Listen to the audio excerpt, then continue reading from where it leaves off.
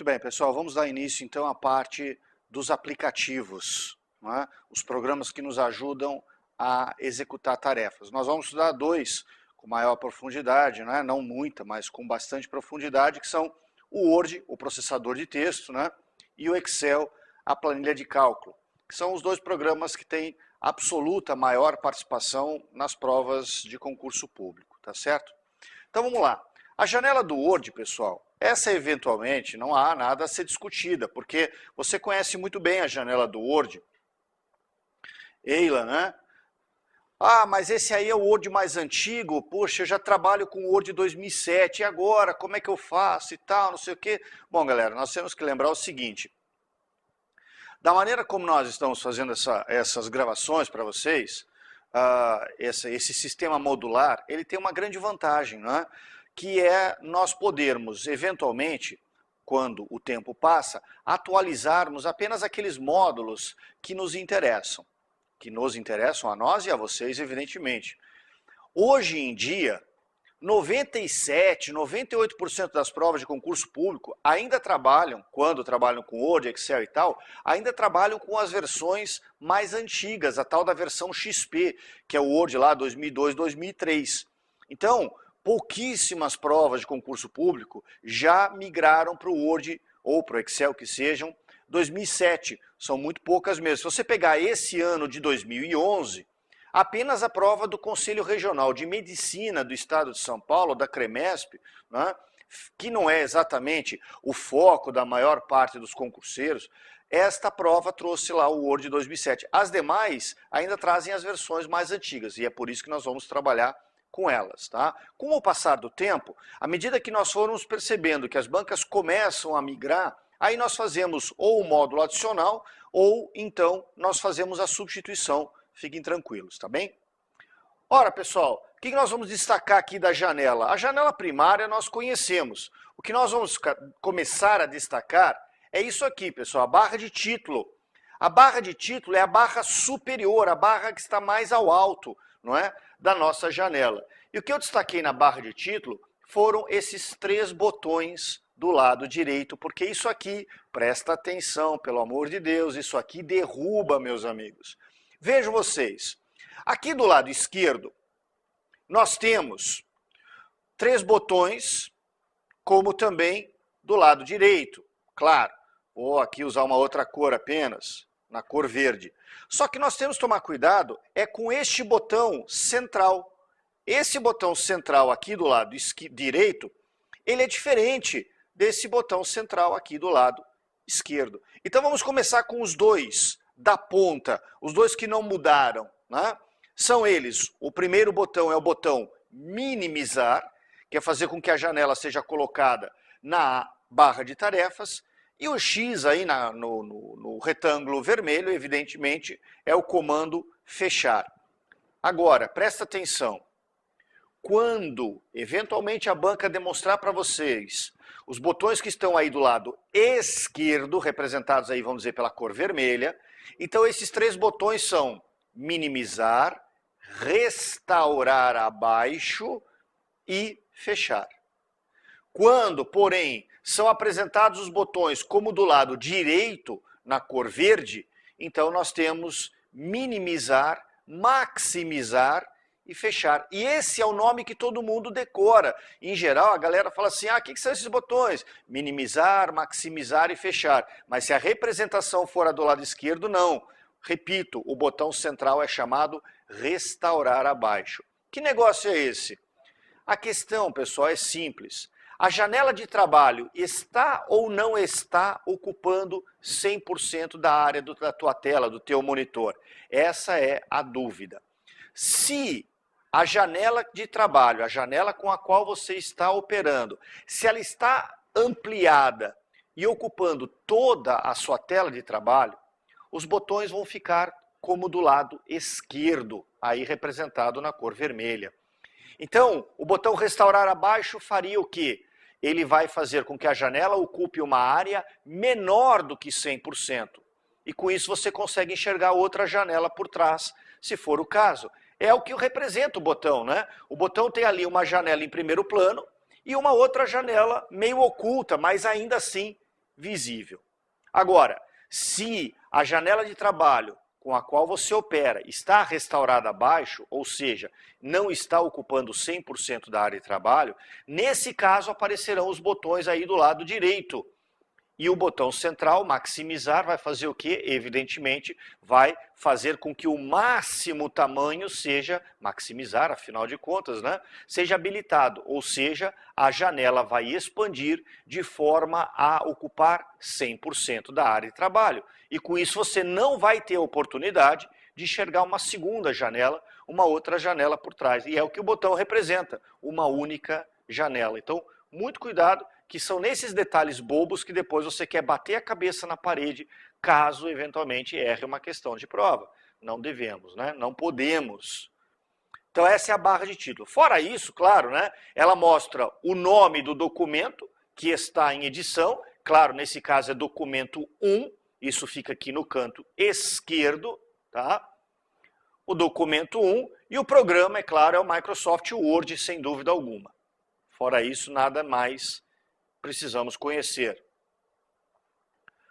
Vamos para a barra de menus. A barra de menus, vocês podem ver primeiro o seguinte, todos os menus, começando pelo arquivo e terminando pelo ajuda, todos os menus possuem uma letra sublinhada. No arquivo é A, no editar é o E, no exibir é o X e assim sucessivamente. Ora, pessoal, prestem atenção, a tecla de atalho para abrir menu é a tecla Alt, A-L-T. Você vai encontrar a tecla Alt perto aí da sua barra de espaços. Então, o que o menu está dizendo para mim? Por exemplo, o menu arquivo com a letra A sublinhada. Ele está dizendo para mim o seguinte, se você pressionar simultaneamente as teclas Alt mais A, então o menu arquivo será aberto, o menu arquivo será ativado. Para abrir o menu janela, vocês podem perceber que é Alt J, para abrir o menu tabela, Alt B de bola e assim por diante. Tá legal? E já tem aí no slide um retângulo na cor vermelha do lado direito, onde você encontra digite uma pergunta. Na verdade, pessoal, na barra de menus, hoje, nós temos o quê? A ferramenta de ajuda. Ajuda, cuja tecla de atalho é F1, né? E que é o último menu da barra de menus. A ajuda é uma biblioteca que o Word e o Excel possuem com explicações sobre determinadas ações, eventos ou recursos. Então, por exemplo, se lá onde está escrito digite uma pergunta, se você digitar simplesmente a palavra negrito e der OK, né, apertar o Enter, então o que vai acontecer? Automaticamente a biblioteca de ajuda vai abrir com explicações sobre a execução do comando negrito. Não precisa, apesar do nome, meus amigos, não precisa digitar uma pergunta do tipo, como é que eu faço para aplicar o estilo negrito numa palavra selecionada anteriormente? Pelo amor de Deus, é palavra-chave, tá, galera? É igual à internet, a gente está acostumado com esse tipo de pesquisa. Então se digita negrito já deu certo, tá bem? Então é simplesmente um acesso rápido à própria ajuda, tá legal? Vamos em frente. Muito bem, pessoal. Agora eu gostaria que vocês prestassem muita atenção. Evidentemente, a gente quer que vocês prestem atenção sempre, mas se você vai prestar prova de concurso público, e é óbvio que você vai, senão você não estaria me vendo nesse momento, você tem que amar, apaixonar-se e manter uma próxima relação com as barras de oferta de botões. A barra padrão, que é o que nós vamos começar a estudar agora, e depois a barra formatação. Esses botões caem direto. E se você já prestou pelo menos umas 3 provas por aí, se você já tem alguma experiência, você já viu questões do tipo, quando o usuário pressiona o botão tal, aí eles colocam o desenho do botão, o que acontece? 5 alternativas. Ou então aquela questão característica da CESP, né? Para executar sei lá o que, é suficiente a seguinte sequência de ações. Clica no sei aonde, aí clica no botão tal, e é sempre o desenho do botão e não o nome do botão. Então nós vamos ter que, evidentemente, nós vamos ter que habilitá-los. Primeira Eu dividi aqui a barra padrão, vocês sabem que a barra padrão é uma barra longa, cheia de recursos. Eu apenas a dividi em pequenas partes por vários motivos. Primeiro, para a gente poder separar os módulos, né? E principalmente para você poder ter a imagem ampliada no slide, senão a gente ficaria com um espaço muito pequeno para representar todos. Esses 5 primeiros, particularmente os 3 primeiros, aliás, não representam dificuldade, não é? Vejam, para que serve o primeiro botão? O primeiro botão é para abrir um novo documento em branco. Esse aqui no círculo vermelho.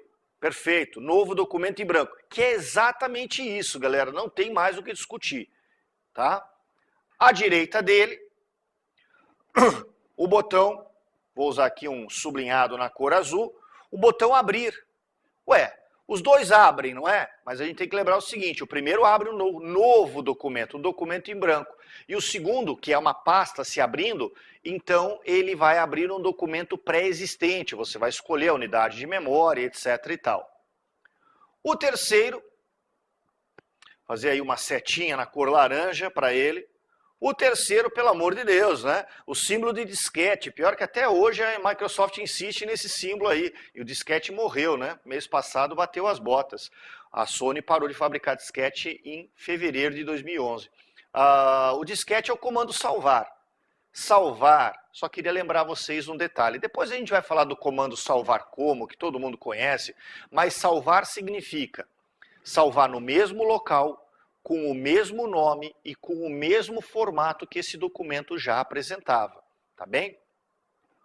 Ok, agora nós vamos fazer uma menção interessante e importante. Vamos falar, pessoal, do comando e-mail. Esse botãozinho aqui, que tem um envelope aberto e uma ficha na frente, alguma coisa assim. O que o botão e-mail faz? Bom, para começar, pessoal, vamos ver o seguinte. Quando nós clicamos no botão e-mail, tá? A janela vai mudar um pouquinho. A janela vai mudar para isso aqui, ó. Vejam lá, eu tenho um documento do Word em trabalho. Olha o que apareceu lá em cima. Apareceu aquilo que você domina, aquilo que você conhece.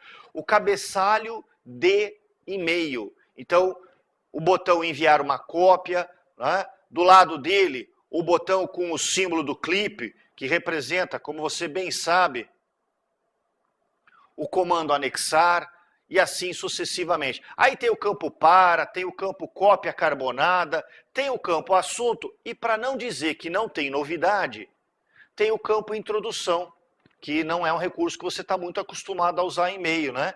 Então, a introdução é útil, me parece, porque você vai falar assim, mas para que eu preciso de uma introdução se eu já tenho o campo assunto? No campo assunto eu já posso dar uma introdução, afinal de contas, né? Talvez porque você vai mandar um relatório de 175 páginas para alguém, e lá no campo introdução, então você digita um texto de 10 linhas, e talvez seja útil. Mas é isso, galera, vocês sabem muito bem que o campo assunto não é de preenchimento obrigatório e, portanto, o campo introdução também não é de preenchimento obrigatório. Aí você vai lá e envia uma cópia. Agora, é agora que a coisa pode ir para o buraco se você não prestar atenção. Meus amigos, o Word não manda, nunca mandou e-mails. Isso aqui, galera, só apareceu porque nesta máquina de onde eu tirei esta imagem, existe um programa instalado, o cara chamado Outlook. O Outlook é o programa do pacote Office responsável pelo gerenciamento de correio eletrônico. Se você não tem o Outlook instalado na sua máquina, ou então, se você tem o Outlook instalado na sua máquina, mas você não usa o Outlook, nunca configurou uma conta de e-mail, você vai abrir esta janela, como está aí para você, vai clicar lá no campo para, vai digitar um endereço qualquer, em seguida vai clicar em enviar uma cópia, e sabe o que ele vai fazer? Nada. Vai dar uma mensagem de erro dizendo que não foi possível enviar o e-mail. Por quê? Porque o Outlook não tem configuração no sistema. Então, cuidado com isso. E agora, galera, prestem mais atenção ainda. Quantos programas vocês estão enxergando exatamente nessa janela? Vocês estão enxergando 3 programas. 3 programas? Como assim? Em primeiro lugar, vocês estão enxergando o Word, claro, né? Não há dúvida alguma. Segundo lugar, vocês estão enxergando em toda esta área aqui, que eu vou circular em vermelho, vocês estão enxergando o Outlook. Afinal de contas, é ele que é responsável, tal, tal, tal, tal. E vocês também estão enxergando o sistema operacional Windows. Galera, quem desenha, entre aspas, né? Desenhar é uma palavra meio... Mas quem desenha esses botões, por exemplo, aqui, que eu vou circular na cor azul, quem é que desenha esses botões para mim? É o Windows, não é o Word. Então eu estou enxergando 3 programas numa única janela. Claro que vocês estão enxergando 4, porque esse pano de fundo do JC que vocês veem aí é do slide do PowerPoint, né? Mas deixa isso para lá. Era na janela em questão. Então, 3 programas ali habilitados. Tá certo, galera? E finalmente, para esse primeiro módulo ser encerrado sobre o Word, o quinto e último botão, o botão pesquisar. Agora, presta atenção. Pesquisar, galera, olha só o botão pesquisar. Ele é representado por uma folha de papel, por uma lente de aumento, e ele tem sobre ele aquele símbolo característico do pacote Office, o quadrado dividido em 4 outros quadrados, o vermelho para representar o PowerPoint, o azul para representar o Word, o amarelo representa o Outlook e o verde representa o Excel. Então veja, ele vai pesquisar o quê? O que você quiser, só que tem um detalhe. Só vai pesquisar arquivos do pacote Office. Quando nós clicamos neste botão, a janela também vai mudar. Eila, olha o painel de pesquisa que está já enquadrado na cor azul. Então você vai determinar qual é o texto de pesquisa e você também vai determinar um pouco mais abaixo quais serão os locais de pesquisa. Agora, arquivo de música MP3, esquece. Arquivo de imagem do Photoshop, esquece. Ele só vai pesquisar por arquivos que pertençam ao pacote Office, ou seja, arquivos do Word, do Excel e do PowerPoint e os arquivos de e-mail relativos ao Outlook, os demais nós desprezamos. Tá legal? Cuidado com esses detalhes, principalmente dos 2 botões finais. Daqui a pouco voltamos com mais. Até já.